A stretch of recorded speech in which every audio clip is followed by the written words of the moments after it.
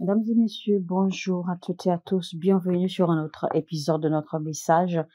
Aujourd'hui, nous allons recevoir le pasteur John Anosike dans un message intitulé Les 4 victoires de la prière. Les 4 victoires de la prière. Numéro 1, première victoire de la prière. La prière doit être faite en toute saison. C'est-à-dire qu'il est écrit, rappelez-vous que l'on doit prier sans cesse. Il nous a appelés à prier sans cesse. Cela veut dire que nous devons prier constamment. Car la prière, en réalité, c'est la vie que nous vivons dans le règne de l'Esprit. La prière, c'est la communion avec le Père. Paul a dit de prier sans cesse. Et Jésus-Christ, lui, il a dit que l'homme est appelé à prier tout le temps. Maintenant, moi, je m'en vais vous poser une question. Avant que vous alliez voir un homme de Dieu pour lui présenter vos problèmes, avant que vous n'appeliez un prophète pour lui dire « Voici mon problème, voici ce qui m'arrive, voici cela, voici tel », avant de vous plaindre que votre vie n'avance pas, avant de vous plaindre que l'on ne vous apprécie pas, que les gens vous rejettent, que personne ne veut vous aider, etc. Avez-vous déjà pris le temps de prier vous-même? Avez-vous pris le temps de prier concernant votre propre problème avant de commencer à courir après les pasteurs, les hommes de Dieu, les prophètes, etc. Maintenant, si vous me dites que oui, que vous avez prié, alors je vous redemande, si vous me dites que vous avez prié, alors quelle est la constance et la diligence que vous mettez dans votre prière? Combien êtes-vous diligent? Combien êtes-vous fervent et combien êtes-vous surtout consistant dans votre prière? Parce que la parole l'a dit clairement que l'homme est appelé à prier en tout temps. Et l'autre parole dit de prier sans cesse. Donc ma question est très claire. Est-ce que vous priez tout le temps? Est-ce que vous priez sans cesse? Alors, vous êtes ce que vous faites tout le temps. C'est-à-dire que quelque chose que vous pratiquez tout le temps s'affiche ou se montre aisément à travers votre style de vie. Pourquoi Jésus a-t-il dit « prier tout le temps » ? C'est parce que dans notre habitude à prier régulièrement et sans cesse, comme Jésus-Christ et Paul l'ont recommandé, eh bien, nous finissons par devenir un avec la personne avec qui nous communiquons dans nos prières, c'est-à-dire nous finissons par devenir un avec Dieu. Nous finissons par avoir une relation, par avoir une communion avec lui. Et à force de ressembler à celui avec qui vous communiez, eh bien, vous recevez ainsi ou vous avez ainsi l'accès, d'accord, à lui prendre ses habiletés.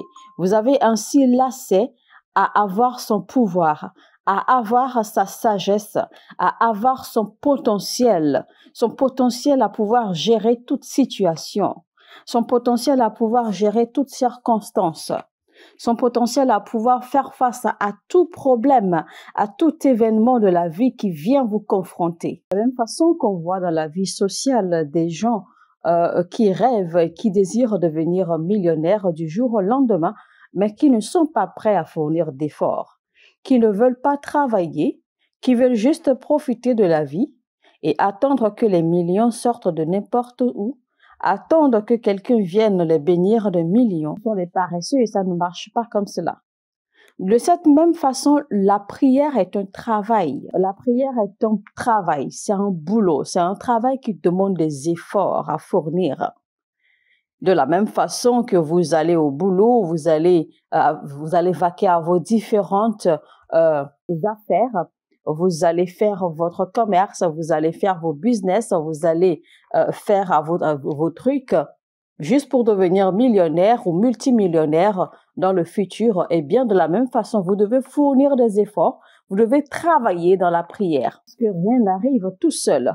Et rien ne se produit du jour au lendemain. Vous devez vous éveiller à la prière. C'est le message que Dieu envoie à l'Église. Éveillez-vous à la prière. Si vous ne prenez pas la responsabilité dès aujourd'hui à développer l'habitude ou à développer l'attitude à la prière, vous risquez de mourir dans le futur. Peut-être que ce que je viens de dire ne sonne pas bien, mais je peux vous dire, je peux vous assurer que si seulement vous prenez la décision aujourd'hui et que vous dites « Seigneur, à partir d'aujourd'hui, je prends la prière comme responsabilité. Je m'engage à commencer à prier. Vous savez que les gens meurent tous les jours. Et ceux qui meurent tous les jours avant de mourir, ils sont aussi forts, aussi bien portants que vous l'êtes aujourd'hui. Donc, ne vous leurrez pas. Le fait que vous soyez bien portant aujourd'hui, le fait que vous soyez sur vos deux pieds et que vous ayez toutes vos facultés aujourd'hui ne garantit pas un avenir sain ou ne garantit pas que vous serez pareil demain. Mais je peux vous assurer que votre futur est garanti si seulement vous êtes un homme diligent ou une femme diligente à la prière. Numéro 2. Deuxième victoire de la prière. La prière accroît votre capacité spirituelle. Nous allons lire rapidement 1 Corinthiens 14, verset 4 qui dit « Celui qui parle en langue s'édifie lui-même. Celui qui prophétise édifie l'Église. » Lisons maintenant Jude chapitre 1, verset 20 qui dit « Pour vous, bien-aimés, vous édifiant vous-même sur votre très sainte foi, et priant par le Saint-Esprit. » Donc, votre foi est bâtie et développée par la prière. Alors, certains d'entre vous, vous n'arrivez pas à résoudre vos problèmes par votre foi parce que vous manquez de prier. C'est-à-dire que votre foi n'est pas suffisante pour résoudre les circonstances ou les problèmes auxquels vous vous retrouvez face à face, simplement parce que vous n'avez pas une vie de prière solide. Parce qu'en réalité, il existe une foi dans votre esprit qui a besoin de l'énergie de la prière ou qui a besoin de l'énergie qui vient de la prière afin de l'équiper, afin de propulser, de mettre cette foi en action. Maintenant, rappelez-vous que Jésus-Christ disait à ses disciples que ce genre de démon ne peut sortir que par les jeûnes et la prière. Et donc, Jésus-Christ leur a dit, vous n'êtes pas arrivés à chasser ce démon à cause de votre petite foi. Parce que votre foi n'est pas assez suffisante. Il y a d'entre vous qui écoutez ce message, le diable s'en est pris à votre vie. Le diable s'en est pris à vos affaires et vous avez essayé d'engager votre foi, mais il s'est fait que votre foi était beaucoup trop petite. Il s'est fait que votre foi était inactive face à ces situations. La foi, en réalité, on peut la comparer à une batterie de téléphone. Et donc, vous savez que la plupart de nous, nous rechargeons notre téléphone tous les jours parce que nous l'utilisons. Donc, la prière, c'est comme si vous rechargiez votre batterie dans le règne de l'esprit. Donc, votre foi qui se trouve dans votre esprit a besoin d'être rechargée par une vie de prière. Donc, pour certains, leur foi est complètement morte parce qu'ils ne l'ont pas rechargée. Donc, c'est avec la prière que vous rechargez votre foi. La Bible dit clairement que Dieu résout les problèmes d'un homme en mesure de sa foi. C'est-à-dire que Dieu résout les problèmes des hommes selon la foi de chacun. Donc, toujours en d'autres termes pour vous dire que il existe un pouvoir et une puissance à l'intérieur de vous, dans votre esprit. Mais cette puissance a besoin d'être manifestée. Cette puissance reprend vie seulement à travers la prière. Donc, certains, leur foi sont complètement mortes. D'autres, leur foi sont peut-être à 10% ou à 20%. Comment pensez-vous que vous pouvez résoudre un problème de 10 000 voltages avec une foi de 10% ou une foi de 20%? Ce n'est pas possible. Si votre foi est si petite et que vous vous retrouvez en face d'une situation, d'un problème de 10 000 voltages par exemple, il est carrément impossible que votre foi soit en mesure de faire face à cette situation. Et ce que je dis en fait, c'est qu'il faut que vous compreniez que par votre foi, par votre propre foi, vous pouvez résoudre certains problèmes qui viennent à vous.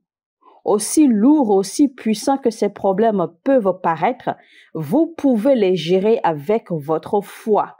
Votre foi seule suffit, si seulement votre foi est assez grande pour faire face à ces problèmes.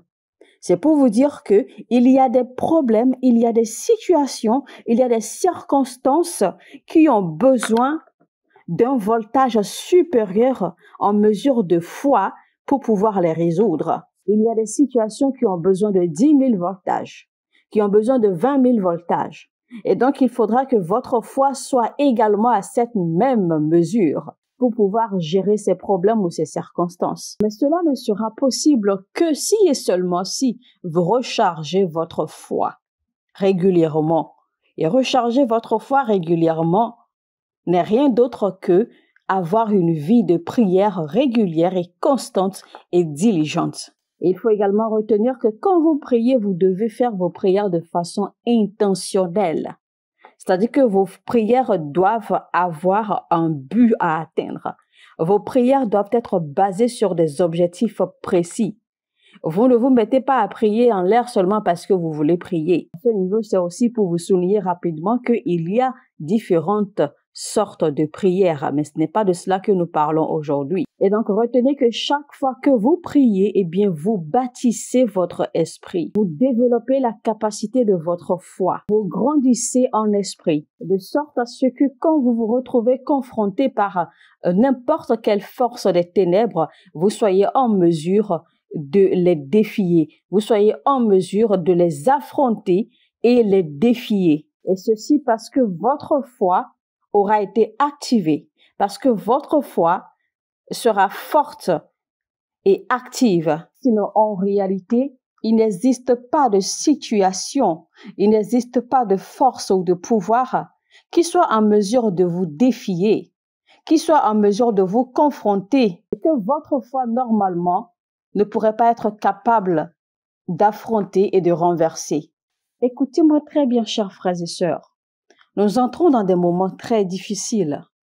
Et la Bible appelle ces derniers temps des moments périlleux, des moments de difficulté et d'attaque. Et si votre foi n'est pas active et forte et vivante, vous risquez de mourir comme un rat. Alors réveillez-vous, éveillez-vous maintenant à la prière. Travaillez à faire progresser votre foi. Travaillez à élever votre niveau de foi par la prière. Numéro 3. Troisième victoire de la prière. La prière vous change. La prière vous transforme. Nous allons lire Luc chapitre 9 verset 29 qui dit « Pendant qu'il priait, l'aspect de son visage changea et son vêtement devint d'une éclatante blancheur. » Alléluia. La Bible dit clairement « pendant qu'il priait ». La Bible n'a pas dit « pendant qu'il prêchait ».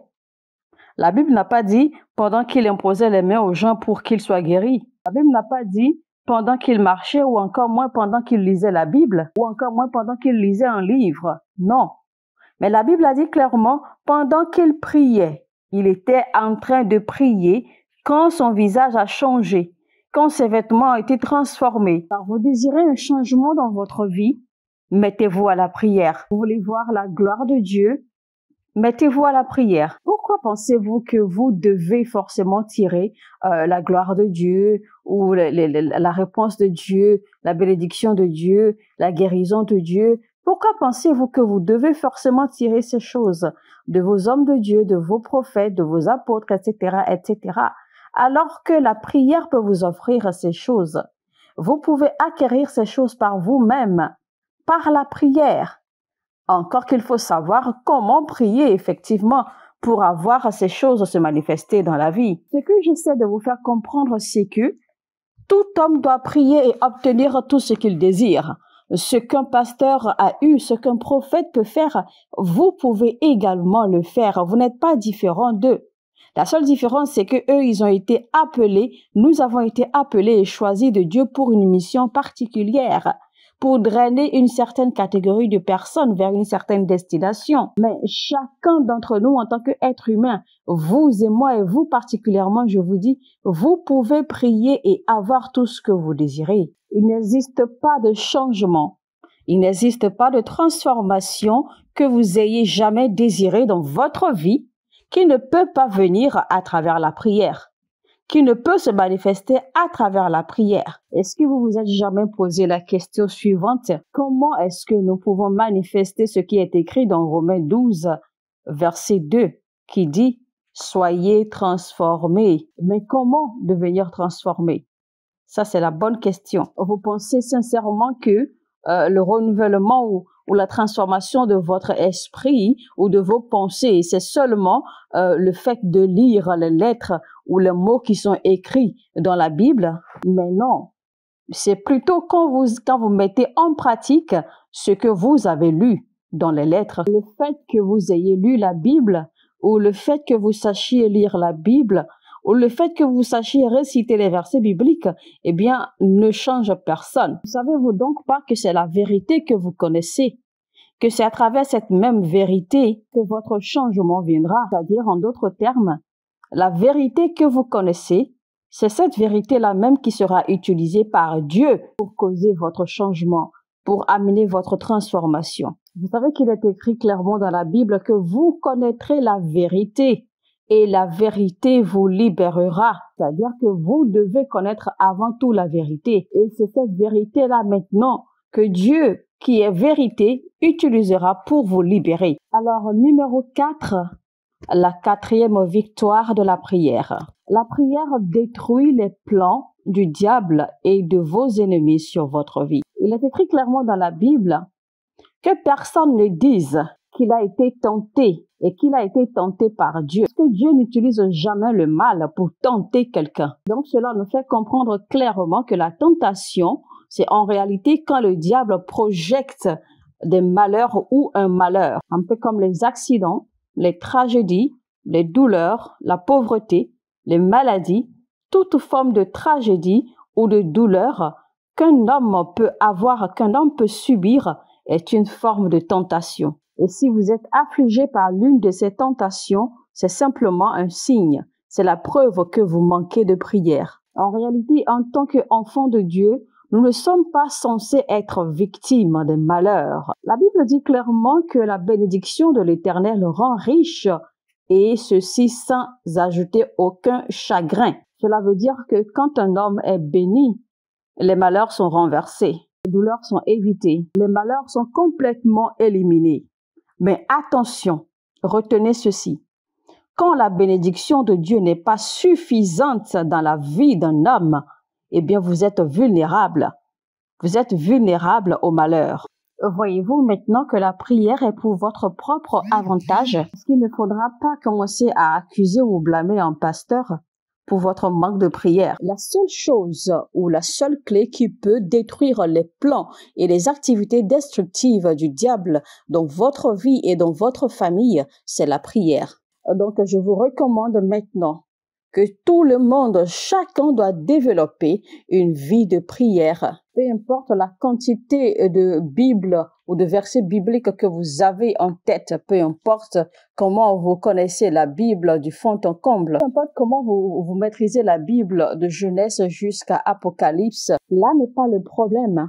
Si vous n'avez pas une vie de prière, si vous ne priez pas constamment, eh bien, vous vous dirigez droit dans les malheurs. La prière est un appel à tout chrétien. Vous devez retenir que le diable est après vous. Il est écrit clairement que le voleur vient pour voler, pour tuer et pour détruire. La seule façon dont nous pouvons être au-dessus des activités de ce voleur, c'est par la prière. Il est écrit clairement dans la Bible, « Priez sans cesse afin que vous ne tombiez pas dans ces tentations. » Et comme je l'ai dit plus tôt, ces tentations, c'est les accidents, c'est la maladie, c'est les douleurs, c'est les trahisons, c'est les déceptions, toutes ces formes de douleurs, de problèmes et de malheurs auxquels nous nous retrouvons confrontés chaque jour. Ce sont là ce que la Bible appelle tentation. Donc, priez pour que vous ne tombiez pas dans cet accident. Priez pour que cette maladie ne vous prenne pas. Priez pour que vous ne tombiez pas dans cet accident qui vous attend. Tous les pièges du diable peuvent être détruits par la prière. Alléluia. Mesdames et messieurs, c'est donc la fin de notre message, les 4 victoires de la prière.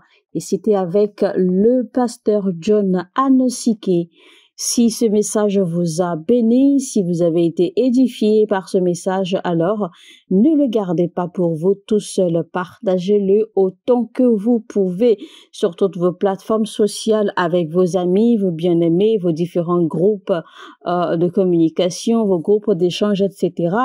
Mais avant tout, eh bien, likez ce contenu, cliquez sur le bouton j'aime. Vous savez, cela permet à YouTube de renforcer, d'accord, ce contenu et de le recommander, d'accord, à d'autres personnes, à d'autres horizons, à d'autres pages pour que il y ait plus de gens qui puissent se connecter. Car il y a quelqu'un quelque part là dehors qui a besoin de ce genre de message. Il y a quelqu'un quelque part qui a besoin d'être fortifié, qui a besoin d'être soulagé, qui a besoin, d'accord, que sa foi reprenne vie. Et vous pourriez être cette personne qui apporte de l'aide sans même le savoir. Alors ne gardez pas ce message pour vous tout seul, likez déjà et partagez au maximum. Si vous n'êtes pas encore abonné de cette chaîne, alors abonnez-vous maintenant et activez la cloche de notification afin de ne rater aucun message. Sur ce, je vous dis que Dieu vous bénisse. Shalom, shalom chez vous. Mon heure a sonné, votre heure a sonné.